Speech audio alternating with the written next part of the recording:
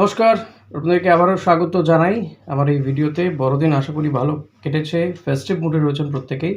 আমিও 25শে ডিসেম্বর কোনো ভিডিও করিনি, তো আজকে দু একটা বিষয় জানানোর জন্যই আসা। আজকে গুরুত্বপূর্ণ মিটিং রয়েছে।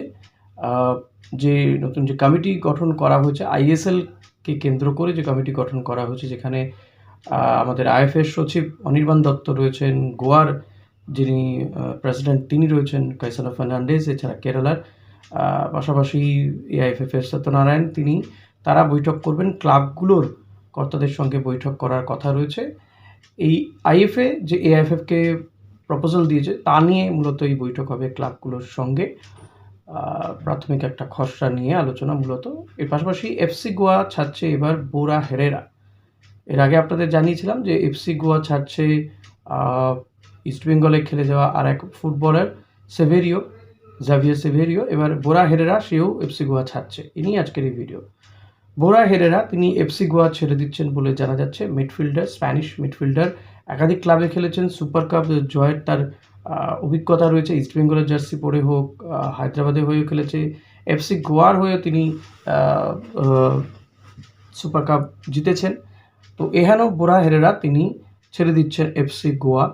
এটা কিন্তু খুব একটা ভালো ইঙ্গিত নয়, যদিও বোরা হেরেরা তিনি কোথায় যাবেন সেটা ক্লিয়ার নয়। উইন্টার ট্রান্সফার উইন্ডোতে তাকে কোন দল নেয়, তিনি ভারতেই থাকেন নাকি তিনি অন্য কোনো দেশে খেলতে চলে যান, সেটা একটা দেখার বিষয়। কিন্তু ইস্টবেঙ্গল কি নেবে বোরা হেরেরাকে?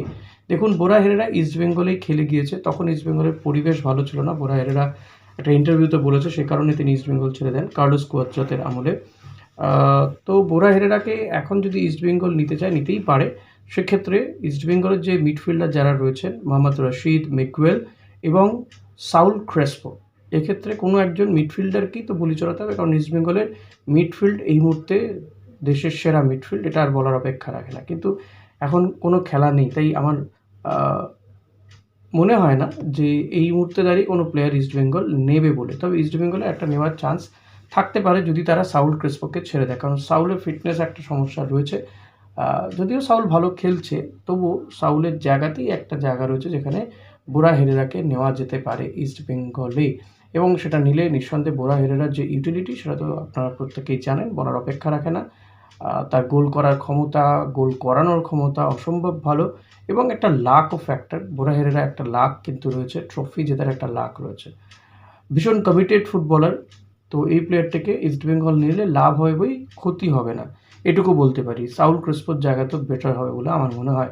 তো ইস্টবেঙ্গলের এই মুহূর্তে পরিবর্তন করার যদি সত্যিই দরকার পড়ে, সেটা হচ্ছে দুটো স্ট্রাইকিং পজিশনের প্লেয়ারকেই পরিবর্তন করা প্রয়োজন, যেটা এক্ষুনি কোনো এই বিষয়ে কোনো কথাবার্তা হচ্ছে না। কারণ আগে তো আইএসএল হবে কি হবে না সেটা ঠিক করতে হবে। আর এটা নিয়েই আজকে বৈঠক রয়েছে, ক্লাবগুলোর সঙ্গে বৈঠক করবে, যদিও বৈঠকটা ভার্চুয়াল হবে। আইএফএ সচিব অনির্বাণ দত্ত এবং গোয়ার যিনি কাইসানো ফার্নান্ডেজ তিনি যে প্ল্যানিং দিয়েছেন, তারা যে প্রপোজাল দিয়েছেন তার উপর ভিত্তি করে বৈঠক হবে, যে দুটো স্পট গোয়া এবং বাংলাতে দুটো জায়গাতে দুটো ভেন্যু করে লিগ করা, সেখান থেকে গিয়ে রাউন্ড রবিন লিগে খেলা। সেই প্রপোজালটাকে নিয়ে ক্লাবগুলো কী ভাবছে সেটা তারা তাদের মতামত জানাবে। এবং এক্ষেত্রে খরচেরও একটা ব্যাপার রয়েছে, যে ধরুন যুব ভারতীতে যা খরচা, সেই খরচা কীভাবে দেওয়া হবে, ক্লাবগুলো কীভাবে দেবে, দুটো ক্লাব মিলিয়ে করবে নাকি একটা ক্লাবই দেবে। সেক্ষেত্রে যুব ভারতী ছাড়া আর অন্য কোনো মাঠে করা যেতে পারে, কল্যাণী রয়েছে, কিশোর ভারতী স্টেডিয়াম রয়েছে, সেগুলোর খরচা তুলনামূলকভাবে কম।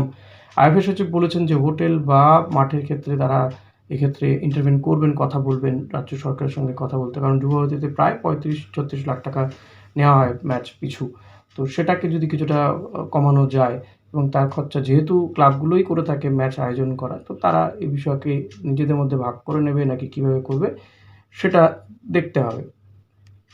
সেটা নিয়ে এই সমস্ত বিষয়গুলো নিয়ে আজকে একটা আলোচনা হওয়ার কথা, এবং এই আলোচনাটাই কিন্তু আইএসএলের ভবিষ্যৎ গড়ে দেবে এমনটা নয়, তবে হ্যাঁ অনেকটা এগিয়ে থাকবে। আবার 29 তারিখে আর একটা বৈঠক রয়েছে, that will be the final meeting.